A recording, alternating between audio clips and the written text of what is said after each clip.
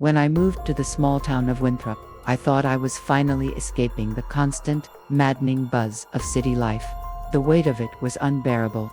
It gets even worse after I managed to have my stalker arrested months ago. I couldn't shake that feeling the stalker gave to me, that gnawing sensation that someone, somewhere, was always watching. No matter where I went or what I did, I couldn't escape the paranoia that had taken root in my mind. So, when I stumbled across a small, cheap house on the outskirts of Winthrop, it seemed like the perfect solution. The kind of place where I could breathe again, where the only eyes I'd encounter would belong to the friendly neighbors or the occasional passerby. The house itself was an old Victorian, charming in its own way, though showing signs of age. Its woodwork was weathered, the paint on the trim chipped and peeling in places. It looked like it had been forgotten by time, yet it had an undeniable character. There was something about it that whispered of bygone days. Its grand, sweeping staircase, the tall, narrow windows that allowed the light to stream in at odd angles, casting strange shadows across the floors. Despite its disrepair, it felt welcoming, as though it had been waiting for someone like me to claim it. The real estate agent was an older man with graying hair and a warm smile. He seemed almost too eager to get the sale over with. As he showed me through the house, he casually mentioned that it had a bit of a history. A serial killer, Marcus Reed, had once lived there. His tone was nonchalant, as if he was telling me the house had once been owned by someone who liked gardening or had a passion for vintage cars. He quickly added that Reed's crimes were long in the past, and that the house had been sold and resold multiple times since then. According to him, every owner had been happy there, and the town was a peaceful place to live. The price was right, too far cheaper than I'd expected for such a large house in what seemed like a quiet, safe area. I barely gave the history a second thought. It was just a house, after all. I could handle a little history. The neighbors, too, were kind. Clara, the woman next door, was warm and welcoming, offering to bring over cookies and even inviting me to dinners. The people of Winthrop had this wholesome, small-town charm. Everyone knew everyone, and they were eager to make me feel at home. But that feeling, the one that I thought I had escaped, never really left. At first, it was just subtle things. I'd catch a flicker of movement out of the corner of my eye, a shadow passing across a room when I was alone.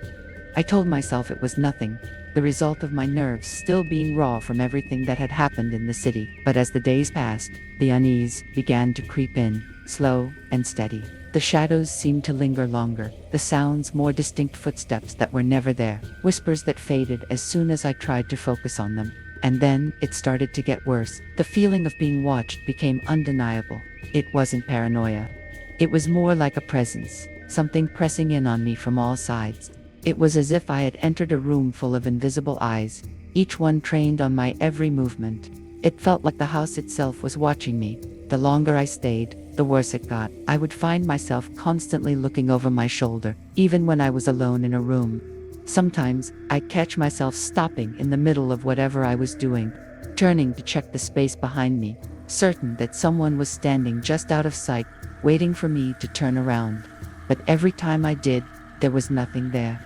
Nothing but the silence of the house, thick and oppressive. The neighbors continued to be friendly, dropping by with casseroles or inviting me to the next get-together.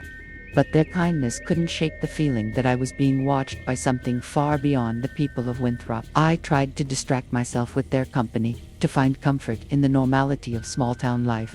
But the moment I returned to my house, the feeling would resurface. It was as if the house was alive, waiting for me. It followed me, nestled deep in the walls, the floors, the very air that hung around me. It was only when I stayed at Clara's house for a few nights, hoping to escape the ever-looming dread, that I began to learn the truth about the house, about Marcus Reed, the so-called Winthrop Peacock. Reed was a man obsessed with the idea of being admired. He couldn't sleep unless he felt like something was watching him. He had a collection of eyes, some say hundreds, which he kept preserved in jars. People whispered that he'd been known to murder, to bring home young women, and force them to stare at him as he slept. One girl had been found with her eyes removed, her body still posed in his bedroom, gazing at him as if she were still alive. As Clara told the story, a chill crawled up my spine. Could this be the reason I felt watched? The house had clearly been the scene of unspeakable acts, but the idea that something could linger in the walls, watching it, unsettled me. That night, After returning to my house, I thought I could distract myself, shake off the unease that had followed me in. Cooking a late dinner seemed like the simplest solution, a normal, grounding task to calm my restless mind. I pulled out the vegetables, the knife, and began chopping, focusing on the rhythm of my movements, trying to ignore the growing discomfort settling into my bones. But it wasn't enough. As I stood there, the sound of the knife slicing through the vegetables became muffled, drowned by a weight in the air that grew thicker with each passing second. The kitchen, once so familiar and mundane, now felt suffocating. I couldn't shake the feeling of something watching me. The hairs on the back of my neck stood on end, and the silence around me seemed to press in from all sides. My heart began to race. I couldn't focus. The room, once comforting, now felt as though it was closing in. It was as if something unseen, but deeply present, was standing right behind me, hovering just out of reach. My chest tightened, and my hands trembled slightly as I gripped the knife harder, the cold steel grounding me for a moment. But it wasn't enough. The sense of being observed, no monitored, had reached a boiling point. Without thinking, I reacted. My arm moved with a speed that startled even me. I threw the knife, the motion wild and desperate, aimed at the corner of the room where the sensation of eyes seemed to linger. The sharp blade sliced through the air, lodging into the drywall with a dull, sickening thud. For a moment, the room fell silent, the oppressive presence seeming to withdraw just enough for me to breathe again. My chest rose and fell with each panicked inhale. I stood frozen, staring at the spot where the knife had struck. The air felt still, and the silence now seemed almost unbearable. My heartbeat pounded in my ears. The normalcy of the situation seemed to melt away as I noticed something strange. From the hole in the wall, the jagged edges of the drywall, and the deep gash where the knife had pierced, something was peering back at me, something I could never have expected. At first, my brain couldn't quite process it, but as I stepped closer, my blood ran cold.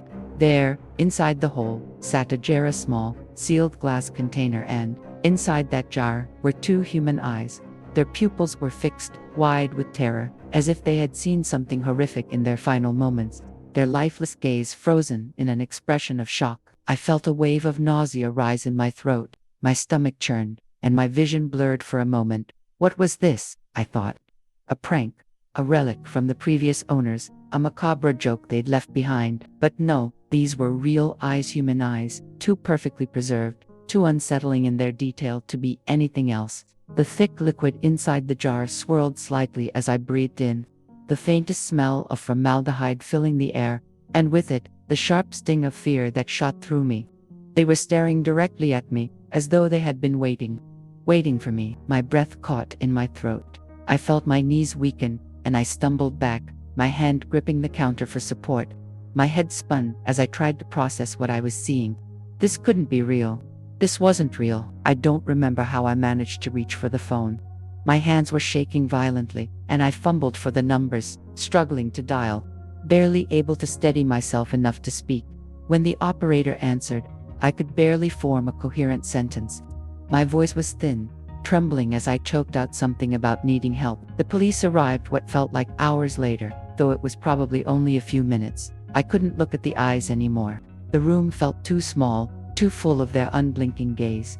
They started peeling back the drywall methodically, the officers wearing tight-lipped frowns as they worked. Each layer that came off revealed more jars.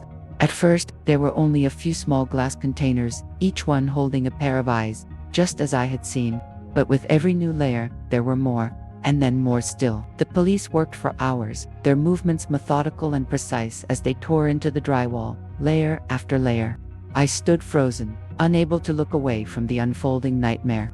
With each piece of the wall they peeled away, another jar emerged, another set of eyes, preserved in formaldehyde, staring back at me. The officers continued, their grim expressions barely shifting as they unearthed the grotesque collection, but I could barely hear them over the pounding of my own heart. Jar after jar was pulled from the crumbling walls, and with each one, my sense of reality twisted further. There were 142 pairs of eyes, each one different but all disturbingly human. Some were wide open, pupils fixed in expressions of shock or terror, while others were eerily calm, as though the owner had simply been waiting for this moment.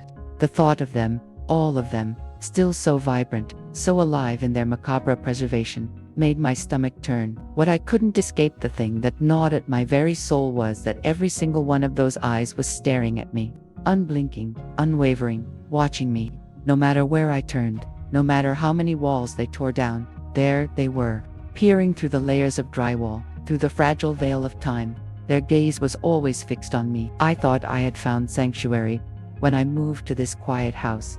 I thought I was escaping the suffocating presence of my stalker, the one who had always lurked at the edge of my life, just out of sight but never far enough to let me breathe easy. The way his eyes would follow me, the way I could never escape the feeling of being watched.